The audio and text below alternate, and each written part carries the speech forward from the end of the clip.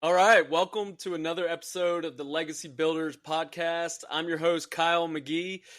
Fired up for today. We got Mr. Mike Aman on the show with us today. Mike is a husband, father, grandfather, business builder, mentor, leader, man of faith. He's currently a business strategy consultant for Greater Purpose Company.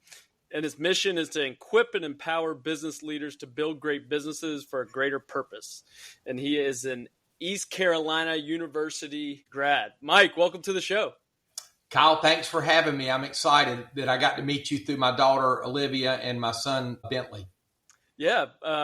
Matter of fact, Bentley and Olivia and the kids and Peyton and I were out on the Gulf Friday for the Blue Angels Air Show. That was the first time I'm a Pensacola native, and I'm 31 years old, so I've probably gone to about 80 Blue Angels Air Shows, right? Because you got Thursday, Friday, and Saturday, and I haven't missed a year. That was the first time I've ever watched it from the Gulf side in the boat, and it was an awesome, awesome show. But yeah, we recently met, and we've got to spend a little time together. And I know a little bit about your story, but I'd love if you'd give the listeners a little bit of context, maybe just a short, 5-minute or so context of your journey, of kind of where you started in your career and then what you're up to today.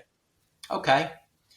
Well, I don't think we could talk about building legacy without, from a spiritual component, how God worked in my life to bring me to salvation and surrender to Him. And so I think part of my journey will tell some of that.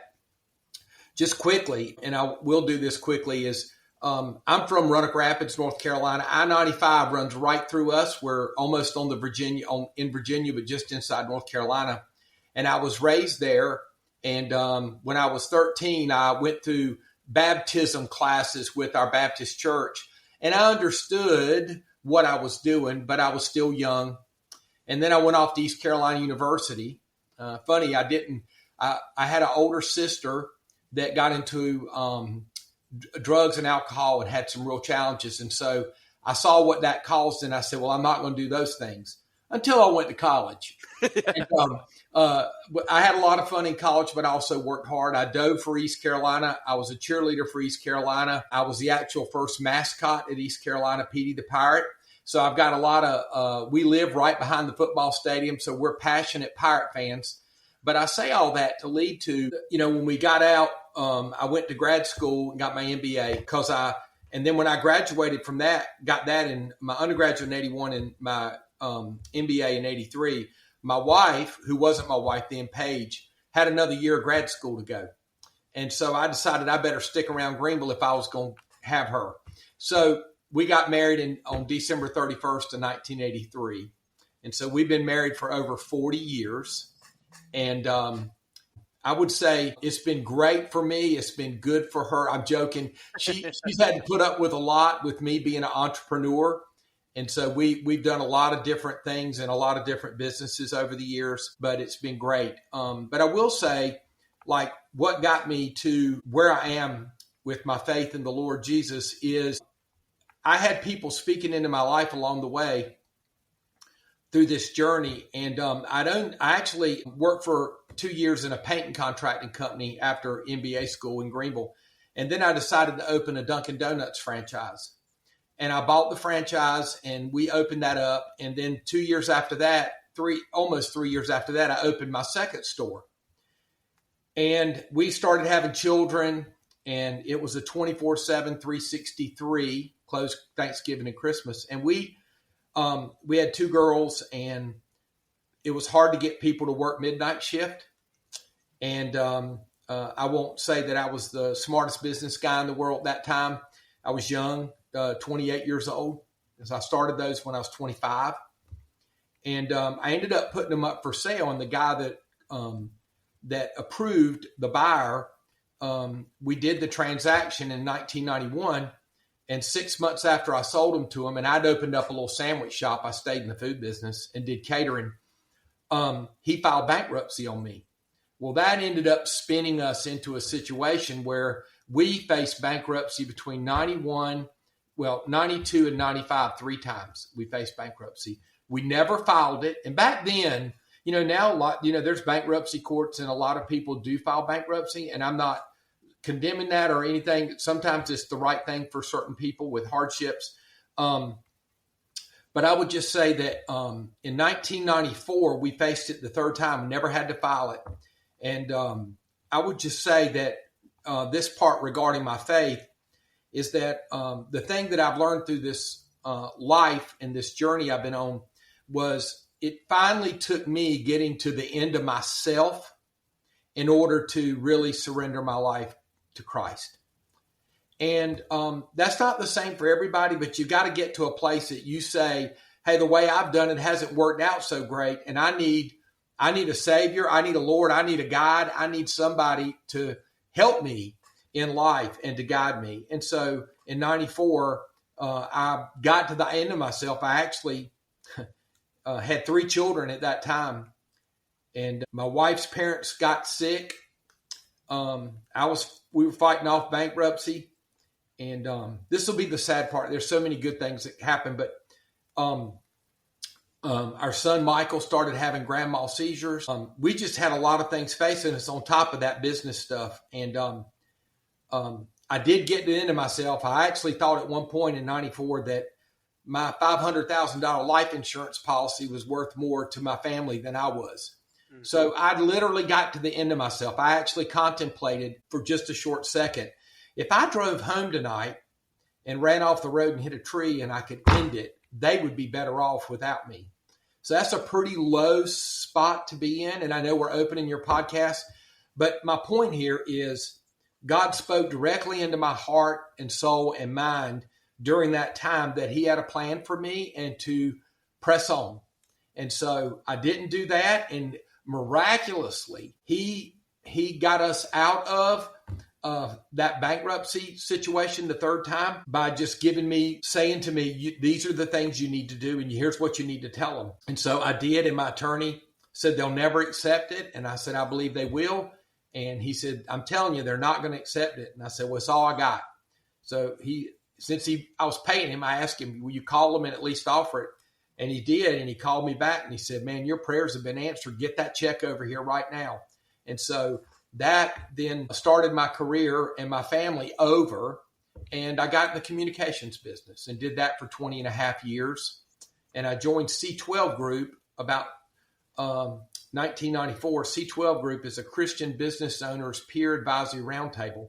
It actually got started in Florida by Buck Jacobs in 1984. Well, anyway, I became a member of that in 95. And I was a paying member to be a part of that. And God used that to totally change the way I looked at people and business and how I was supposed to really steward the business that I really didn't own it. And, we'll get to the end of our lives. We can't take anything with us except the relationships that we built. That's really our legacy in life is how did we make other people feel? How did we pour into other people? How did we better other people's lives, including our own? I think about Philippians, where Paul talks about to not only look to your own needs, but look to the needs of others. And so anyway, God's been faithful all along that way. I sold my business after 20 and a half years in 2016. And my chair, who ran our C12 meetings, asked me to become a chair and build groups of my own. So I did that and had 2 owners groups and 2 key player groups. And then one of the members was in Greenville Produce. And when COVID hit in 20, he had lost, you talking about hardship, his partner had died of a brain tumor who was older than him 4 years before that. His sister, who was pregnant, his younger sister, who was pregnant with her first child, got diagnosed with pancreatic cancer 8 months into the pregnancy. She had the baby, and the baby passed, and she passed away 3 months after the baby was born. And then this guy is facing going insolvent in the business and filing personal bankruptcy because he had to buy out his deceased partner's wife. So you talking about hardship. So I told my wife, I said, God's just telling me we need to jump in and help this guy. We sold our business. We got some money, and money is not the end all be all, but he needs help. So she said, if God's telling you to do it, let's do it. So I jumped into the produce business in 2020, halfway into 2020, and stepped out of C12 group as a chair because by the end of the year, it was taking a lot more of my time. And I transferred my groups to other C12 chairs. But anyway, and then after getting out of Greenville Produce last year in April of 2024. And there's just so many stories along the way there, Kyle, that we don't have enough time for all those where God, and I just want to say, it's really to make him famous, how he was so faithful and all the things that he taught me along the way is about legacy, about how you treat people. We may hit on a few of those stories as we go along today, but I say all that to say, after I got out of that, I decided, how do I go on with my life and my work? Because I'm not a big retirement guy.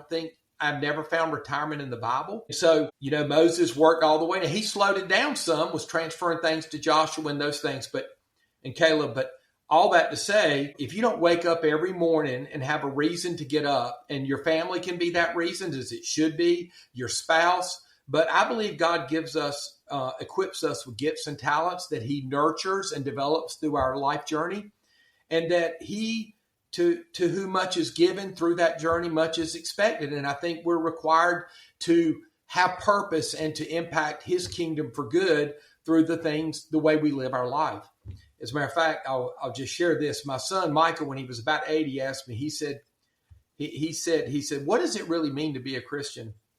And I sat there and said, now, how do I put that for an 8-year-old? And I thought, Michael, that once you realize how much God loved you and what he did for you to save you because you couldn't save yourself, you want to live in such a way that you love him back with the way you live your life.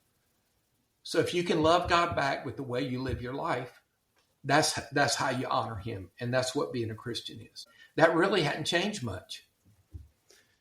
Man, such a powerful story, and there's so much to unpack there. And I definitely, want to hit as much as we can. I think It's evident that, when I've met you and, in this, like, of how important faith is in your life and in your journey. I think that I have some questions around the fact of, so you hit all of these troubles early on in your professional career where you faced bankruptcy 3 times, never file.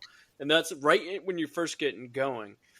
Talk to me about not just your faith, and like when you're at your lowest point, but also the mindset to like surrender, because even if you take the leap to go into business for yourself, you have to have some sort of self-confidence in your abilities, right? Like that's kind of natural to think that, but the mindset to pick yourself up and then to surrender your life to Christ, to say, hey, I've given my all. I've picked up the midnight shifts. Now it's, like you said, it's time for someone else's way to work out. So can you talk me through that in that early journey? Yeah, sure.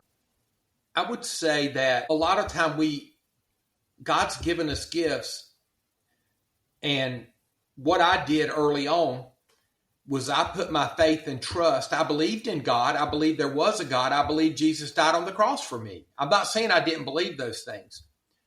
But what I was doing is living life based on my abilities, my capabilities. And don't get me wrong. If you're saved and you're following the Lord, it doesn't mean that you just sit there and do nothing. You've got to use the life he's given you to do things. And so, but what I'd done, and I don't mind being transparent about this. I grew up in an entrepreneurial family. My dad was an entrepreneur, and he bought out a failing oil business, and he grew it and did great. And my brother works with him still, and my dad's retired, of course, now and all that. But, I grew up in an entrepreneurship family and a guy that worked hard and played hard. He believed in that. And so that's how I grew up. And so when I got out, I realized, hey, I've learned a lot here in these 2 or 3 years getting out of college. I learned a lot working for my dad while I was in college. And I said, you know what? I can do this. I being the key word. And no doubt we have to put faith and trust in our education, ability, skill sets, all that. Look, I'm not discounting any of that in my education and my experiences, but I went along and quite honestly, God was in the stack rankings, but he wasn't number one. I would say that my wife and our children and money were at the top of that. And we ran with a crowd in our early 30s that, in late 20s and early 30s. Of those 5 people, 3 couples got divorced. And I think if they talked about their legacy, if they could look back today, I think every one of them except one would say, I wish I hadn't got divorced because of in your life, you have a wake. Like you're a boat moving through life. Think about in the water, and y'all were on the water this past weekend at Blue Angels. When you're moving through the water, you have 2 wakes coming out of the back of that boat. And I think one of them is results and the other one is relationships. Mm. And when you basically scuttle one to have the other, there's going to be results that come out of that. And so, when you're living your life, you can either focus all on results and not on relationships, or you can focus all on relationships and not on results. And the wake out of the back of the boat is pretty even most of the time unless you're making a big turn. So one of the things I learned in that analogy is, yes, relationships to God are the most important thing, and the results out of those relationships. So to answer your question, going through that early entrepreneurship journey, I had more faith and trust in what I could do than what God could do. And I really wasn't trusting him like I should. And look where it got me. I made bad decisions. I shouldn't own or finance so much of those Dunkin' Donuts to that guy, right? I did sell the catering business in 1995 to a guy, and I didn't own or finance one penny of it. I've got an old saying, there's no education from the second kick of a mule. And I tell people, I've been kicked by a lot of mules, but I try to never back up behind the same one twice, right? Yep, there's wisdom there. Yeah, so I learned from that experience, and I didn't own or finance it. And so I knew that when I started One Source Communications, yes, we were one source for all communication service, but I knew there was one source in life, and that's God. And so I decided to run that business in a way that was very different than I'd run the other businesses, because lesson learned, I'd learned.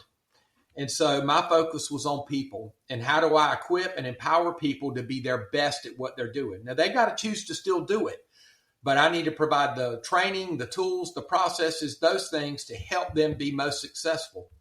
And you know what? When you do that for other people that are in your organization or in your life, guess what happens? You're going to be successful. The rising tide floats all boats, right?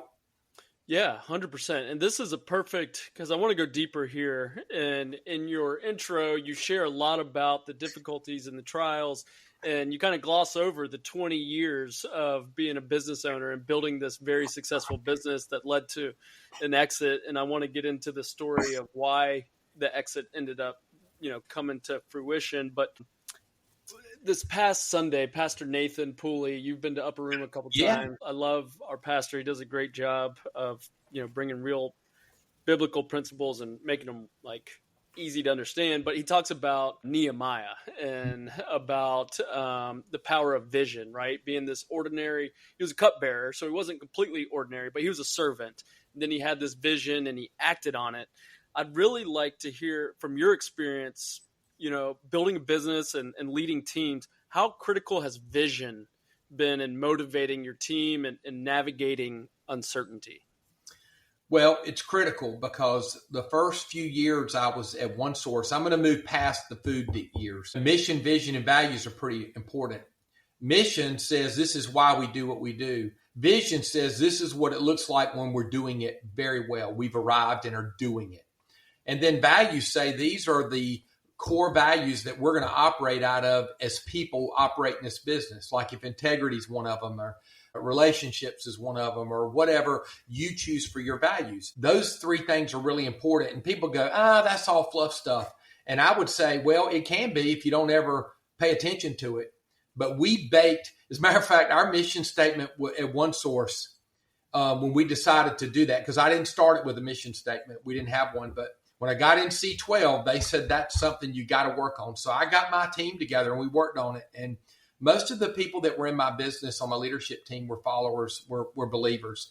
And so we ended up with this really random mission statement. When I say random, it was this simple: honor God as servant leaders through excellence in relationships with our clients, our vendors, the community, and each other. That was our mission statement. Didn't say one thing about communications. Now, our vision was to be the leader and provider of choice for managed communication services. And so we set that whole thing up, and I'll never forget, we were on a big call with Arby's. We were trying to get all the Arby's corporate-owned stores, and we were on a webinar for the first time, and our logo was on the screen when they logged on, and it had our mission statement on it. And they didn't know we could hear them. And the guy said, well, that's an interesting mission statement. You know, he said, it doesn't say one thing about communications. And I wanted to go, yeah, it does. One Source Communications is the logo. But anyway, so when you talk about what we built there and how we were intentional, you know, one of the things was I'm a guy that believes in crawl, walk, and run. You know, you don't come out of the gate running. So our crawl was, you know what? I'm going to try to really live my life in front of the people that I work with a high level of integrity, high level of compassion, and to lead them well by leading by example.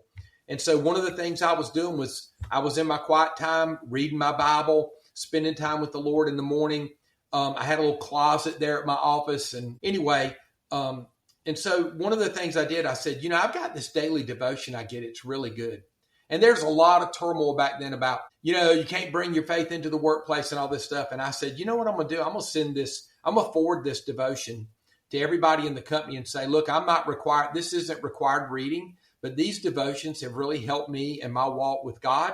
And so I'm going to share them with you every morning. And if you choose to, you can read it on my time. I'm good for you to do that. But if you don't want to read it, that's okay too. You're not required. But I wanted to share these. So I started with something as simple as a God's Daily Word devotional. Then I decided, you know what? We're going to start doing lunch and learns. We're going to offer lunch and provide sandwiches and pizza. And we're going to do like these webinar devotional series like Kyle Ideman out of Kentucky. I don't know if you've ever heard of him. He's a great pastor. And he did stuff like God's at War and different stuff like idols. And so if I shared it with you, I could send it to you at some point, but our ministry overview that when I left there, all the series, and we said, we want gospel exposures. That's what we're going for. Because when the gospel is proclaimed to people, they see it and they hear it, it does something to them. So one of our metrics in ministry was we had ministry, people, processes, clients, and financials, revenue. So those were our 5 areas we focused on. And ministry was number 1. And so we said, you know, the expression, people don't care until they know you do. So we developed a care team through these years. Look, I saw a lady who was on the Duke transplant list with her liver. It's just one story that's cool. Now, we've been doing the lunch and learns, and really at Christmas, if you were a new employee, you got a brand New Testament Psalms and Proverbs with your name on it and a note wrote for me inside that Bible. And I know that's bold. You know, a lot of people say, that's pretty bold. No, I would get up at Christmas. At our staff appreciation banquets, we do 2 big events a year. Staff appreciation banquet in the summer, Christmas party right before Christmas. And we would invite only employees to staff appreciation, but we would invite employee and any guest they wanted to come to the Christmas party. And we proclaim Jesus at these Christmas parties, and we proclaim Jesus at these staff appreciation banquets. But, you know, we didn't just do it and not have something that people could work on behind it. So I would just say God worked through me and our team, just stories. So this lady I mentioned about the liver, I sent out an email one afternoon and said, for anybody that wants to come back in my office, we're going to anoint Megan Motter with oil and pray over her as James chapter 5 says that we should do. I'm the elder here at One Source, and we have some elders at One Source. And so we're gonna ask her to come back and we're gonna lay hands on her and pray for her and anoint her with oil. And don't know if you're familiar with that scripture, but it's amazing in James chapter 5. Well, my office was pretty big. had a little table over to the side where I could meet with people and all this. There was no standing room. It was just cool. Yeah, that's awesome. Well, we did that, and she had to leave. She was so sick. Like a week after that, she had to leave because she was so sick, and she was on the transplant list. But then about a month later, we were checking on her. She had to go to Duke, and she started feeling better. She went in. They said, we don't know what happened, but your liver is healing. It's doing great. And, of course, she gave God all the glory for that. So there's a lot of stories, Kyle, where God has showed his faithfulness, because we've been faithful. He's faithful whether we are or not, but he's really shown his faithfulness through the business. The thing you talked about, vision, was asking me about vision. Look, back in 1996, who decides, this is a quick story, who decides to open up a company that serves other companies? Like, hey, we're going to provide customers one number to call and one bill to pay for all communication service. Well, back then, email had just come out, the internet's out, cell phones, pagers, local telephone, long distance, data networks, point to points. The IT thing had really not taken off at that point. And I said, man, if there was a company that can provide all those services and help manage them and help people save time and money, that would be a good company. And so I went to the bank. I went to all my old catering customers and got their bills, and I put them in an Excel spreadsheet to see and saw how much money we could save them. And I knew them. They knew me. They trusted me enough to eat my food. They'd let me look at their phone bills. And so we did all this. I did all this analysis, and I could see we could save them really substantial money by helping them managing it. So I went to my bank, the same bank that I never filed bankruptcy, and got them paid off. And I proposed this concept to provide customers one number to call, one bill to pay. And the banker asked the first question, who else does it? And I got, nobody. We're going to be the first one. He was dejected because they always like somebody else doing it. Yeah, they banks, can compare to. for sure. Yeah. So they said, well, we'll let us look at all this and we'll get back to you. So about a week later, they called me back and said, hey, we're ready to meet with you. And I said, okay. So I went in and said, well, got to be honest. We ain't ever seen anybody do this. We're not sure about this. But I did show them my spreadsheet and how much and they said, but we're pretty sure you'll pay us back if we loan you the money after what you went through in the early 90s. So they loaned me the money, and I'll just say 20 years later and all the things that happened through that, at the end, 133 employees servicing Air Gas National Wetters, Fresh Markets. I mean, Martin Marietta Materials, all their quarries. I mean, we had customers in almost every state in America, including Hawaii, and, had 133 employees, and, God just totally blessed what we were doing because we did water. Oh, that's another thing. Like, what do you do? What's the vision? Back then, the world is still going on. There's a world water crisis for clean water, all the people dying of unclean drinking water. I'll never forget, God put on my heart, we need to do something about that.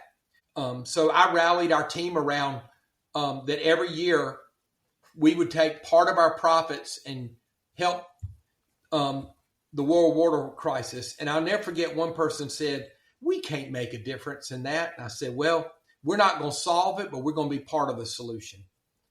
And we have probably 15 wells in India where they really needed them. Honduras, all over the world, we've got water wells. And I don't have it here to show you, but every Christmas we would send out a Christmas card proclaiming Christ. But we would also include in there to our customers, you made this happen. We were able to help the world water crisis. And we would have a little card in the card that had all the different places the wells were at. And it kept getting updated every year with little stars for every well that got done. And wow, the feedback I got from customers wasn't, don't spend your money on that. They were like, wow, we love working with your company, that you're doing more than just, trying to make money. There's just so many stories how God was faithful. It's so good, and it's so empowering to hear you share some of this stuff? Because I've recently, talking with, like I mentioned, Nathan Pooley, and he's kind of inspired me to, talk. Basically, what you're doing is workplace ministry, and people spend more time in the workplace than they do church, right? And oftentimes more time at work than they do in their own home, right? So you sharing your convictions, where did you get that conviction from, or the confidence to be able to share that? Because a lot of people shy away from that, as you mentioned, and there's a few people that kind of lean into it. Where do you think that came from? Well, when I read the scripture that if you won't acknowledge me before others, my heavenly Father won't acknowledge you. Well, that's pretty direct, right? Jesus' words, red letter words. And so I decided that would be something that was pretty important. That if I could go through life and run this business and make money and do all these things, but I didn't give people opportunity to hear the gospel. That's why what we measured were gospel exposures, and we didn't fluff them. So give you an example. Let's just say we did the series by Kyle Eidelman, and we put that out, and they came 6 weeks in a row for a weekly Bible study, or 8 weeks, or whatever it was. If we had 20 people there and we fed them, if we had 40 people there, if we had 30, we would add up how many people came to that, and we considered what they heard, and I actually hired a guy he was our corporate and community marketing manager, but his real job was driving ministry through the business, because it got so hard for me to try to do both that I said, I got to hire a person to help, and God brought the perfect person, and he worked for us for about 8 years. And like, he'd have handouts at the lunch and learns. We ended up having a ministry team. We ended up having a Good Samaritan's Compassion Fund, where employees could donate $1 or $2 or $3 was the most out of their paycheck, every paycheck. And the company would match it and would go into a compassion fund to help employees that were having hardships. Yeah. And, another thing that I hear there through something like that, the Compassion Fund, workplace specific ministry, the clean water wells, you're not here to solve the crisis, but you're here to make a dent, right? And do your part. And I think that the term, that's gotten maybe a little bit more popularized here recently, is like impact investing and doing good while doing good, right? So like, you're trying to make and it's not to confuse people that you're still trying to be the best in the business and you're still trying to make a big profit, right? But you can't help poor people by being poor, right? So you are motivated to do good, and then you do good with that, right? And right. Your team gets inspired by that when they see that too, because they want to be a part of someone or something that makes a big difference in the world. And maybe you can't do that through communications, but you can do that from the profits from communications through these nonprofits and other things. We looked after the people first, though, Kyle. We had to make sure we were paying our employees well, taking good care of them, providing them the equipment and empowering them to be able to be their best.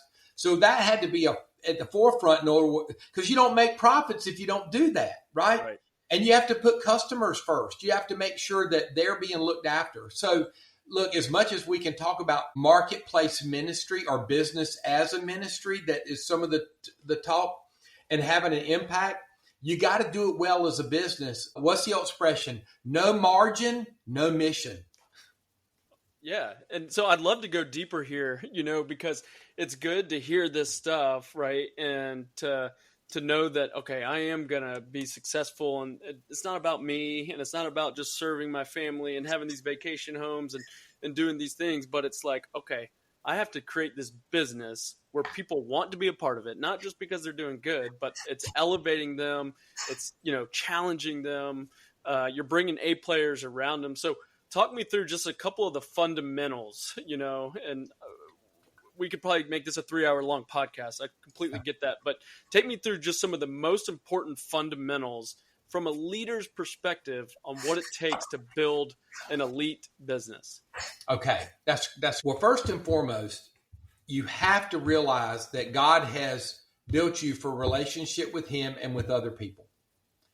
Because I went and spoke at a entrepreneurship class at my alma mater, East Carolina, and at the end, a girl raised her hand. I gave question at Q&A, and she said, Mr. Amen, what's the best thing about owning a business? And I said, well, you're probably going to think these three things. Number one, I get to be the boss. Number two, I'm going to make more money. And number three, I'm going to have more free time. I said, but when you start a business, most times, neither of those happen. None of them. I said, but the best thing about being in business is the people. Mm-hmm. Because you develop lifelong relationships, and you either results in relationships, the weight we talked about. How do you balance that to really value people as image bearers of God? And so I looked at that and I said, okay, we have to make sure there's a lot of clarity around building our team for work, that they know how to do what they do with excellence. Because if we don't have the people and the process right, nothing's going to work. Nothing. And so one of those things that we figured out was the job descriptions with the responsibilities tied to the values that we want to operate out of is a foundational piece. You got to have your mission, vision, and values. I actually tied my job descriptions to the values. We built them in. Like teamwork would be around relationships, right? And so we built those into the job descriptions, and we would build key performance metrics. Patrick Lencioni's book, The 3 Signs of a Miserable Job, I recommend that read. He's got great books. Patrick Lencioni, he's a table group. But I read that early on. 2 books that really impacted me. One was The Way of the Shepherd by Kevin Leman. And it's about the shape of your people and leading them well, like a shepherd leads the flock. It's a great read. And then the second book was this book that The 3 Signs of a Miserable Job by Kevin Lee. Other than the Bible, let's be honest, Patrick Lencioni. What he discovered was that people that are not known at work, they don't think anybody cares about them. Number 2, they don't realize what they do in their job, what good it causes. Like, what is the purpose in my work to the overall goal of the company? And lastly, how do I know if I'm doing a good job? So I went back and said, we're going to get our mission, vision, and values right. We are going to treat people as stewards of their work, not they're team members, not employees, although they're employees. And then lastly, we're going to come up with the metrics that tell them they don't have to wait to an annual performance review to find out whether or not they've done a good job. So we put in metrics that allowed them at the end of the day, the end of the week, the end of the month, the end of the quarter, the end of the year, they can sit there and look and say, these are my 3, I got 3 numbers. And these are, if I do those, I'm doing my job well. Let me tell you, it changes the team member's perspective when, number 1, you take the time to know them. Like every person on their birthday, and there was 133 of them, I bought $25 gift cards from Starbucks and Red Lobster and Olive Garden. I would make sure I called every employee into my office if they were working on their birthday, if they weren't, the day before, the day after, and just asked how they were doing. How's your family? Tell me about this. I knew your father was sick.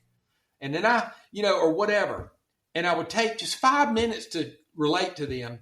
And then I would say, listen, I know it's your birthday. Here's a $25 gift card. Go have a birthday lunch on me or dinner, whatever. And so you'd be surprised those little things add up to the big thing. I'm not saying that was the big thing, but it was a little thing that we did. And where was I headed with that? Oh, so giving people purpose in their work, them being known that we took the time to care about them as a person and their family. And then lastly, them being able to know whether or not they're doing their job well without having to guess. Boy, it created an alignment in our organization. Wasn't perfect because nothing is, but man, it changed the game in what we did. So good. And it is so powerful. So much that you shared, like a scorecard and like developing the right one, which it's not going to be perfect over time, and it changes, constantly changes, and hopefully it is because that person's elevating and growing into new roles. What I'm hearing there, and I think I mentioned to this one of the times we spoke, but man, a great model for this, anyone's listening, and I've mentioned this multiple times on the podcast, Traction and Yes. EOS like has this modeled out to a T, and they talk all through this in detail and how to do it. There's a lot of people you'll hear, oh, do this, do this, do this, but not like, okay, well, actually, how do I implement that?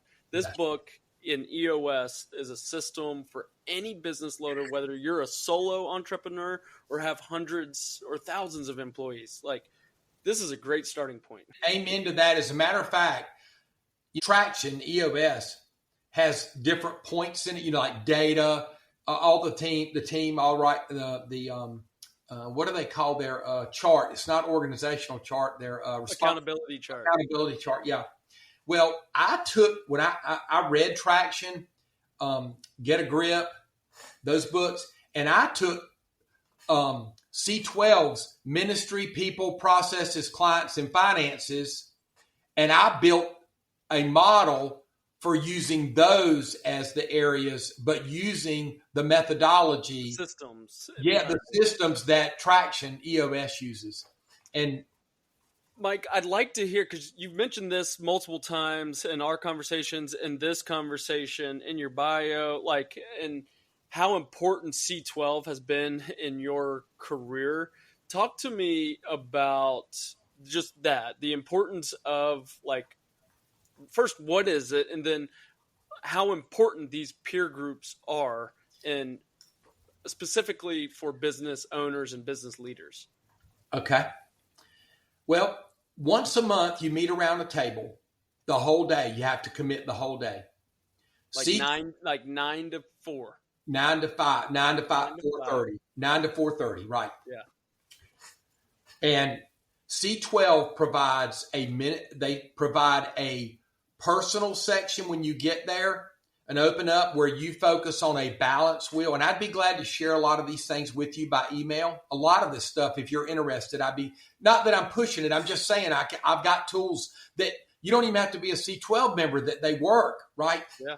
Okay. So they would do that. And then they would go to after that, you would do a working on your business section. And it was Harvard MBA level about those 5 areas of the business. The ministry was always the last segment before a core business presentation. One of the 12 members every year had to give their CBP, core business presentation, where they opened up the kimono and said, here's where I'm at in my marriage and my family. Here's where I'm at in business and where I'm struggling and I need help. Here's where I'm at with my team. Here's my life exposed to these 12 people that you build trust around the table. And then they come back after hearing everything and looking at all your financials. I mean, you show them everything. And then they come back and say, wow, I've got, like you would say, what are the 3 issues you've got for your group today? And you list out those and stack rank them, because we may not get to all 3. And at the end of their core business presentation, the group would go around 11 people and the chair, 12 people, giving this person feedback. But real quick story, I was having a cash flow problem at one source because we paid every company's bills in advance before sending them a bill for our fee and all their services. Well, Martin Marietta's bill was over $1 million a month. So I had to cash flow $1 million.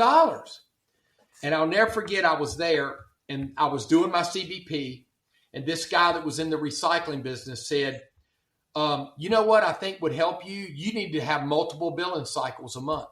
For these big clients, you need to send them a bill more than once a month. You need to have multiple billing cycles. And I dismissed it. Not to him. I just thought, we could never do that. Well, I went back and he wrote it in his notes, his feedback. You collect them at the end of he writes on a piece of paper. I took that and I went back and I realized that God had spoke through him to tell me that. And I went back and we went to 3 billing cycles, and it changed the trajectory of our whole business, the cash flow, everything. because of one guy at the table that gave me that advice. And I want to make a quick point there. That was in a recycling business, right? Like this is Yes. a completely unrelated business, but it's all related, right? Yes. All businesses are Business. a combination of solving people problems, right? Number one. Yes. Like we're all going through the same things as business owners. I don't care what industry it is. If it's in tech, real estate, construction, communications, IT, whatever it is, it's literally you're solving people problems and then cash flow. That's always a big one. But I wanted you to go in detail there because I was I've been a big believer in these, whether it's coaching or peer-to-peer type groups. I've never been a part of C12, but Vistage was something I did for a little bit, which is pretty similar.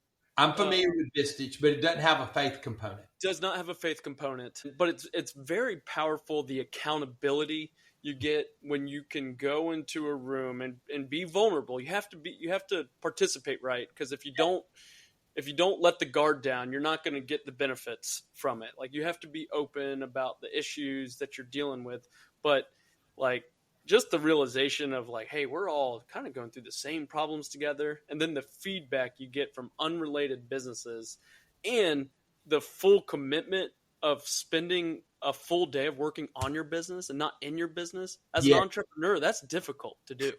Yes. But man, it pays dividends. 100 times dividends. I was a member for 6 months and didn't do anything and went to those meetings. And finally, Robert asked me at the end of the meeting, you had to-dos to do. That between now and the next 30 days when I come back, what are the things you're going to do to help your business be better, help your family be better, your marriage be better, whatever it is that you need to work on.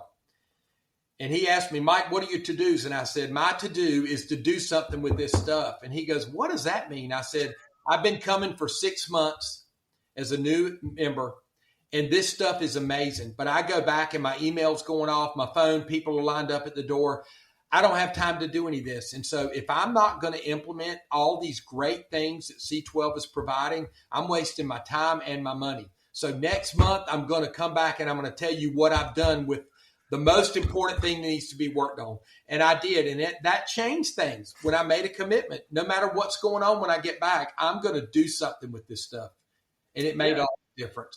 For sure. And another thing that it does is it helps you build a habit to break away, right? And whether you're a part of a group or not, by being a part of a group for a while, it forces you to break away once a quarter by yourself, not, and break away with your leadership team and small groups of people, but like completely disconnect. You've shared on a personal level something that you're about to do here in a couple weeks that you're still doing, or maybe you've done it for a while, but talk to me what you and your wife are about to do and that you taken this into your personal level of how you guys communicate.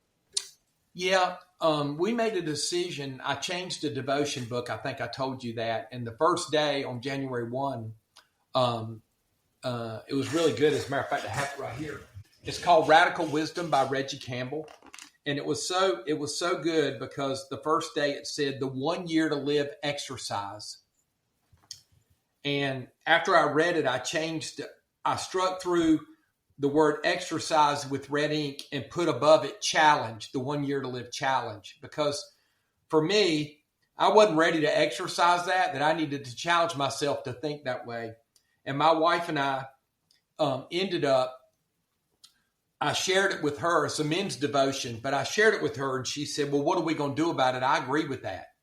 So we started planning, and our year 2024 was much different because we decided at the beginning of every quarter, not before the quarter, the first week of the quarter, we are going to sit down and plan out the next quarter. Who are we going to spend time with? What, based on what's important to us between our faith, our family, our friends, our finances, our fitness, the 5 F's. Yep. What are we going to do? What are we going to do the next quarter? And this here, so let's decide what we're going to do. And it really has kind of changed the way we're living. And we're 65. I was 64 when I started reading that. And so it has made a big impact on the way we look at our lives. It really Yeah, has. and I think, you mentioned that you're going to the cabin and you guys are going to have a week to plan out the whole next year. Like that Yes. to me, you can relate that to business and like work on your business and versus working in your business. You're in a different stage in your life that you're working on your life and not in your life, right? And so Yes. by taking that little bit of time to plan, you're going to get paid dividends. You're going to get tons of time back by being very clear on like, hey, this week we're doing this with these grandkids and these kids and these friends. So really good stuff. Well, let me say this. If I got it right in business and I got it right with the people I work with, but if I missed it with my family and my kids and my grandkids, man, I think God would say you missed it. Your family and your family should come first. And that can be difficult, at times when you're in business. So I just thought I'd say that. I think it's a perfect transition to the question I was going to ask, which is when you think about your own legacy, 30 years from now, what do you hope people say about Mike Aman? That's a great question. I've been asked that question before because Matt Mollison does a podcast called What Will They Say? And on the front of it, it's got a tombstone. Mm, Like normally there's something written on the tombstone. yeah. There's a beginning date when you're born and an end date when you pass. But what matters is what you do with the dash in between those dates. What did you do with the dash? And I would hope that, I'm trying to live in such a way that at the end of my life, that if people were there, they would say, Mike Aman loved God. He loved people and his family. And he tried to share the gospel and live a life by loving Jesus back by the way he lived his life. So that would be mission accomplished for me. Now I better keep working at it. And when I say not by works, but I gotta be intentional about living that way. But if somebody said you love God, you love people, those are the two great commandments, right? Love the Lord your God with all your heart, soul, mind, and strength. And the second is like it. Love your neighbor as yourself. So that's what I would want to be said. Well, I think if this past hour has any indication, it would be mission accomplished.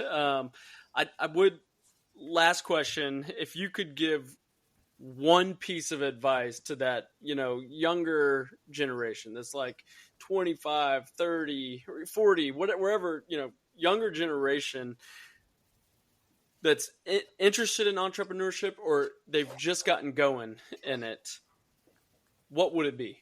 One piece of advice. Okay. There's an old expression, find a need and meet it. Not find a want. Everybody wants lots of stuff. But if you think about the communication, people want donuts and coffee. Okay, I got in that business. There was a need and I met it. People wanted catering. There was a need and I met it. With communications and deregulation in 1996, all this stuff got blown up and people needed help managing all those businesses needed help because the old administrator or comptroller didn't have communications and all these things were being done. So there was this need for someone to come in and help people manage that and help them save time and money. And I'd love to say I was a genius to do that, but I wasn't. But I saw a need and I realized that I had some of the skills it took to pull all that together and build a team and do it.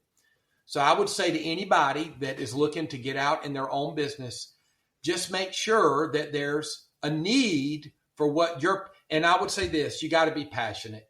Mm-hmm. If you're not passionate about it, it's going to be really tough sledding, tough rowing. So you got to be passionate about people and about helping people because in business, you're providing a service or a product that should meet a need, which is helping people, right?